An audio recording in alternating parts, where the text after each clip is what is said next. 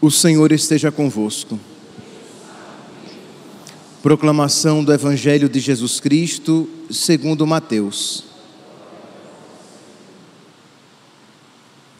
Naquele tempo, enquanto Jesus subia para Jerusalém, ele tomou os 12 discípulos à parte e durante a caminhada disse-lhes: Eis que estamos subindo para Jerusalém, e o Filho do Homem será entregue aos sumos sacerdotes e aos mestres da lei.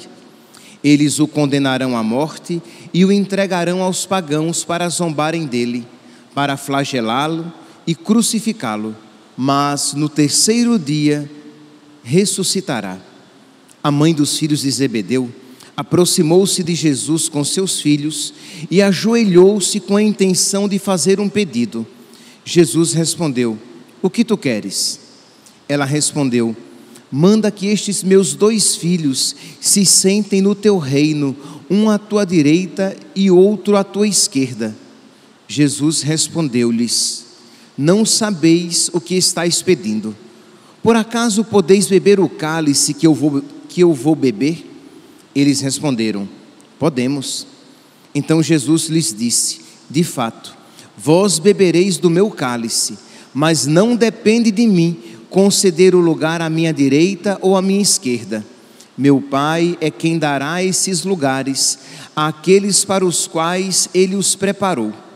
Quando os outros 10 discípulos ouviram isso, ficaram irritados contra os 2 irmãos.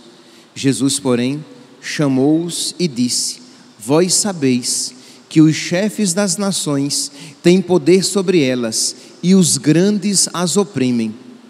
Entre vós não deve ser assim. Quem quiser tornar-se grande, torne-se vosso servidor. Quem quiser ser o primeiro, seja o vosso servo. Pois o Filho do Homem não veio para ser servido, mas para servir e dar a sua vida como resgate em favor de muitos. Palavra da salvação.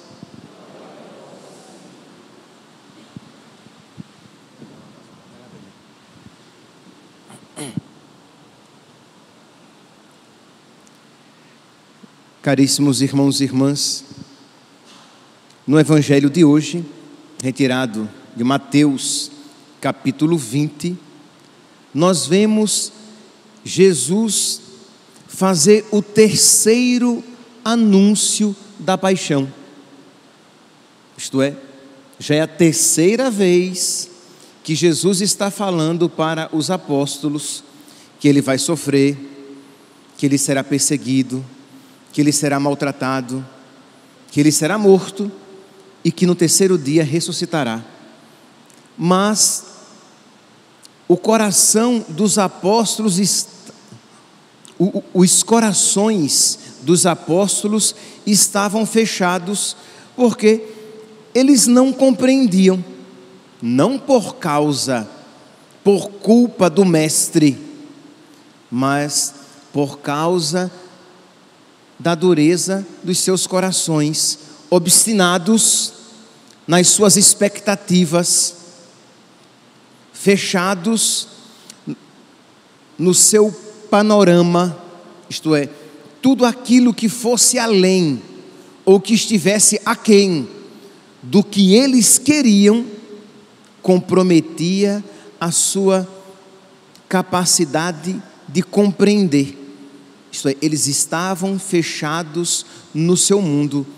Isso não poucas vezes acontece conosco também.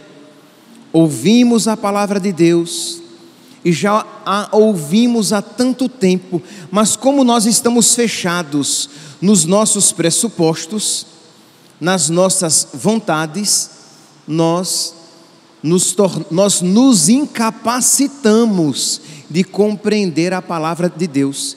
E mesmo quando rezamos, por rezarmos mal, continuamos incapazes de compreender a vontade de Deus para a nossa vida, de modo que ouvimos, mas é sempre uma palavra confusa, estranha, ao nosso espírito. Por quê? Porque nós temos sentimentos tão diferentes dos sentimentos de Cristo em nós, que a vontade de Deus, que o pensamento de Deus se torna estranho ao nosso. Nós não temos em nós o pensamento de Cristo.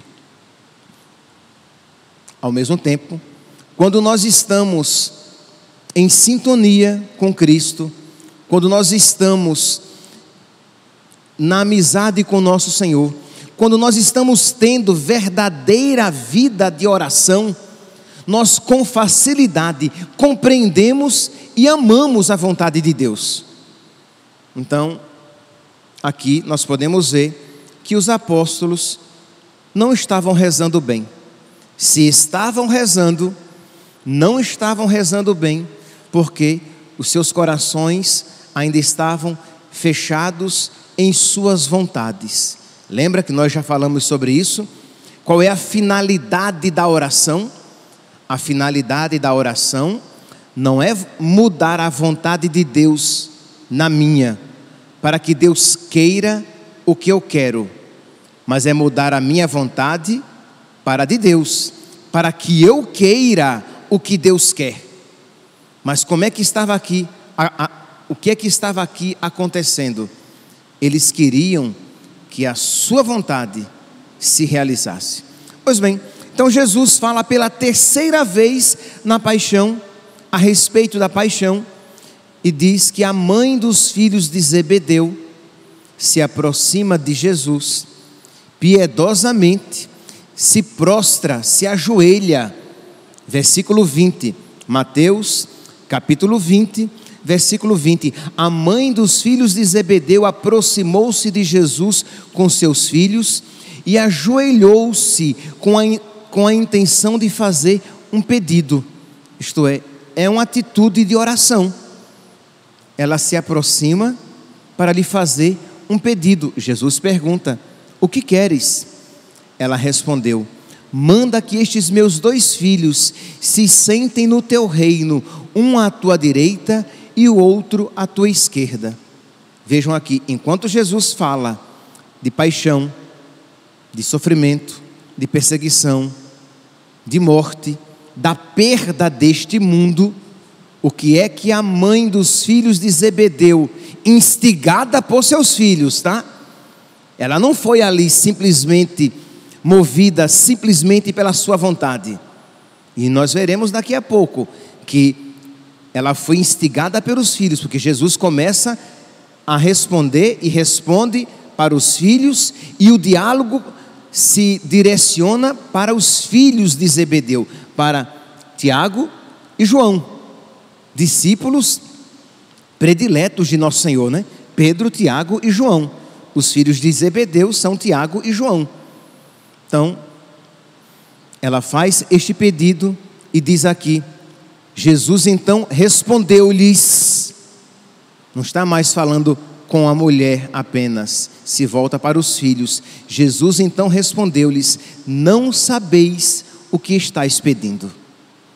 Meus irmãos, esta palavra muitas vezes se aplica a nós, isto é, nós entramos em oração, a nossa oração é até piedosa, nós nos aproximamos com reverência de Deus, mas nós começamos a pedir coisas contrárias à vontade de Deus. Nós começamos a pedir coisas fora do Espírito de Deus. Nós não estamos mais rezando no Espírito, mas nós estamos rezando na carne. Nós não estamos mais rezando para que nós nos adequemos a Deus, mas nós estamos rezando por puro voluntarismo, isto é, nós queremos que a nossa vontade seja feita porque é a nossa vontade, por apego à nossa vontade.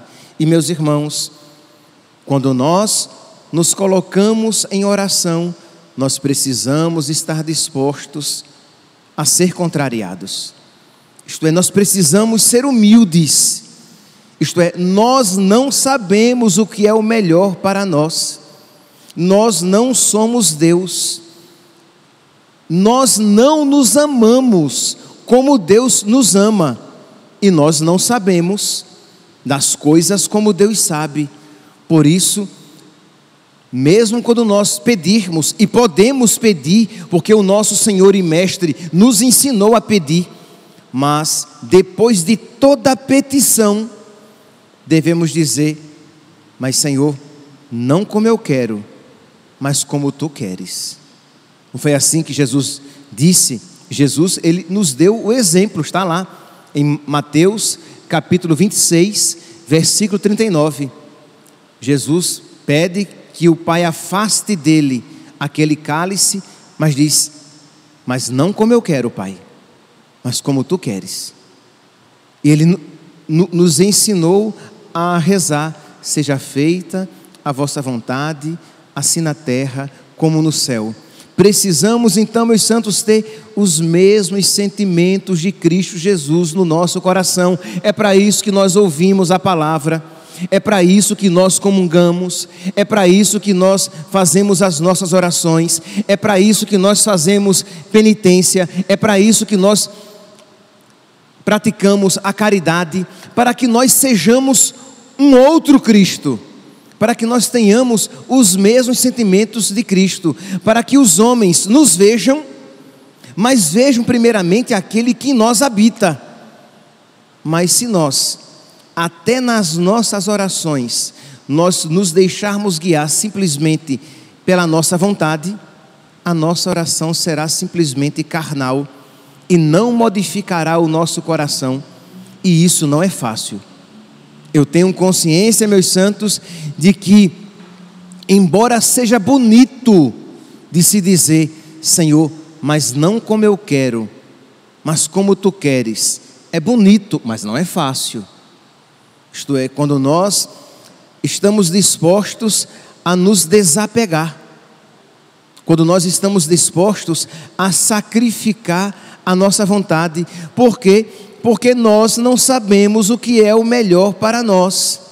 Assim como a mãe dos filhos de Zebedeu, e os filhos de Zebedeu não sabiam, e os outros 10 apóstolos, que quando os outros 10 ouviram o que a mãe pediu para os dois, ficaram com raiva. Por quê? Porque eles estavam pedindo algo inadequado? Não, porque eles passaram na frente e estavam pedindo o que eles queriam pedir também, o que eles queriam para eles. Percebe aqui, meus irmãos, os 12 apóstolos com um coração tão diferente do coração de nosso Senhor. Ouvindo essa palavra, nós devemos olhar para o nosso coração e nos perguntar: será que o meu coração tem estado, será que o meu coração é semelhante ao coração de Jesus? Ou o meu coração é muito semelhante a mim mesmo? É o meu coração, e simplesmente o meu coração, muito pouco parecido com o coração de nosso Senhor. Então, meus irmãos, precisamos rezar e pedir a nosso Senhor que Ele nos conceda essa humildade, porque, como diz São Paulo na carta aos Romanos, no capítulo 8, versículo 26, nós não sabemos o que pedir, nem como pedir. Então, podemos pedir, mas sempre dizendo: Senhor, mas eu não sei se isso que eu estou pedindo é o melhor para mim. E tenha misericórdia de mim, Senhor, se eu estou pedindo de uma maneira inadequada, se eu não estou pedindo com toda a reverência, piedade, confiança, humildade e perseverança. Que às vezes também pedimos até a coisa certa, mas queremos para agora, quando o tempo de Deus ainda não é aquele.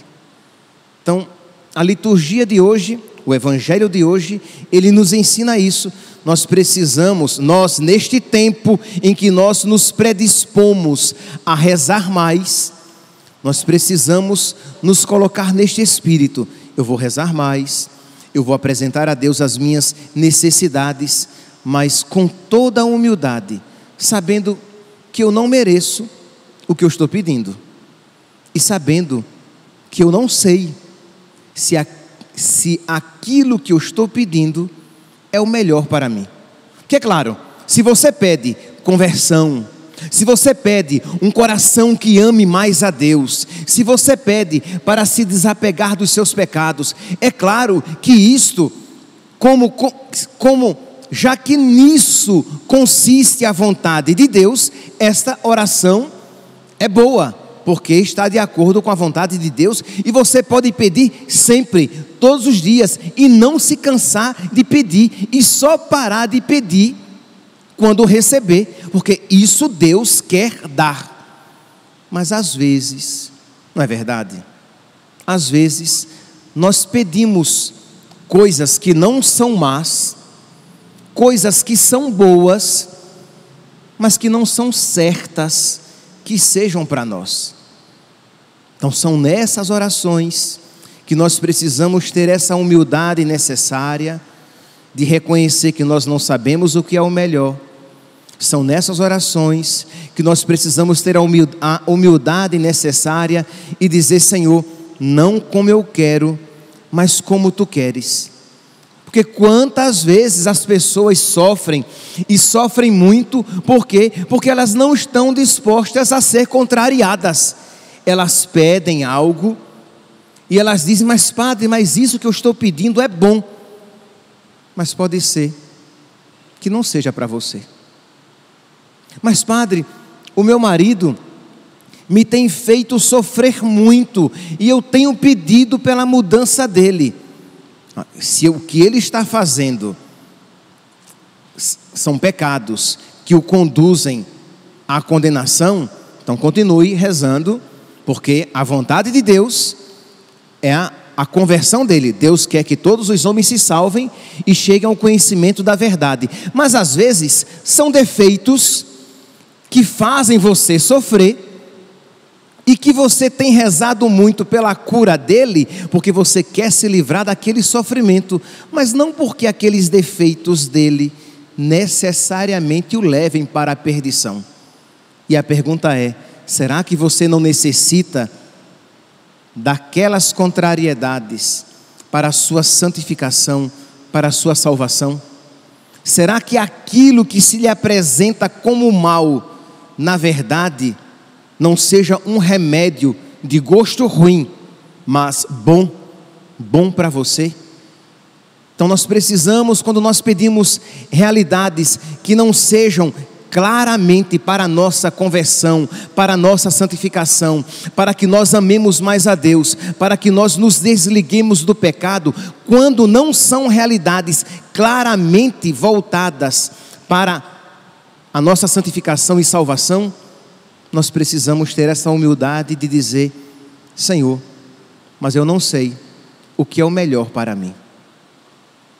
Eu sempre achei interessante aquela passagem de 2 Samuel, capítulo 12, versículo 16, que fala que o rei Davi se uniu com Betsabé, ela que tinha concebido no adultério, porque ela era casada com Urias, mas Davi a possuiu e colocou Urias para que ele morresse em combate. Então Betsabé estava grávida, ficou grávida de Davi, o menino nasceu e o menino adoeceu, porque Deus ia levar o menino como castigo, como uma penitência por aquele pecado do qual Davi tinha se arrependido, mas a penitência era necessária. E aí Davi diz lá no versículo 16 e seguintes, que Davi, ele jejua, Davi se veste de saco, Davi se prostra, Davi clama ao Senhor, e diz a palavra que Deus mesmo assim leva o seu filho. E quando Davi descobre que o seu filho morreu, Davi se levanta, se lava, troca de roupa, vai ao templo, faz uma oração e volta para comer. E as pessoas se escandalizam. Diz: como? Quando o filho estava doente, ele estava rezando. Quando o filho morreu, ele parou de rezar. Ora, quando o filho morreu, ele viu que a vontade de Deus era levar o seu filho e aquela penitência tinha que ser abraçada, e ele abraçou a vontade de Deus. Ele não ficou recalcitrando contra o aguilhão, isto é, agora ele vai querer um milagre, que Deus ressuscite o seu filho. Por quê? Porque ele não quer aceitar que a vontade de Deus era levar o seu filho para dar a ele a ocasião de fazer penitência. Então você fica pedindo algo, e você já pede aquilo há anos, e você não se pergunta será que Deus de verdade não já me respondeu não, e eu estou insistindo que Ele me diga sim? Ah, padre, mas Santa Mônica rezou mais de 30 anos pela conversão do seu filho. É verdade, mas lembra, ela estava pedindo algo que concorria com a salvação eterna do seu filho. Eu disse que quando você pede essas coisas, é certo que Deus quer dar, e você pode pedir e não deve parar, porque no momento certo, se a Deus aprover, Deus concederá. Mas quando você pede algo que não seja necessariamente algo para a sua salvação, mas um bem para você, mas que não é a sua conversão, a libertação de um pecado, o crescimento na virtude, o crescimento no amor a Deus, quando aquilo que você está pedindo não corresponde a essas coisas, pode ser que Deus queira diferente. E diz que quando Davi viu que Deus quis diferente, que o seu filho morreu, ele se levantou, se banhou, mudou de roupa, fez as suas orações, isto é, não estava revoltado contra Deus, que deu a ele algo diferente do que aquilo que ele havia pedido, fez as suas orações a Deus e foi comer. Nós precisamos, meus santos, estar dispostos a ser contrariados. Quando nós entramos na oração, nós não entramos de uma maneira arrogante, agora eu consigo o que eu quero, uma barganha, né? A oração se torna uma barganha. Eu dou a Deus as minhas preces e Ele me dá aquilo que eu quero. Nossa, isso daí é o egoísmo elevado ao extremo. Mas eu entro em oração, coloco diante de Deus as minhas súplicas e as minhas necessidades, mas digo: Senhor, seja feito como Tu queres e não como eu quero, porque eu não sei o que é o melhor para mim, porque eu não sei o que pedir, nem como pedir, mas eu me coloco debaixo da Tua santíssima vontade. Que nós, meus santos, nesta quaresma, em que nós nos predispomos a rezar mais, que nós não apenas rezemos mais, mas que rezemos melhor, que rezemos bem. Louvado seja nosso Senhor Jesus Cristo, para sempre seja louvado.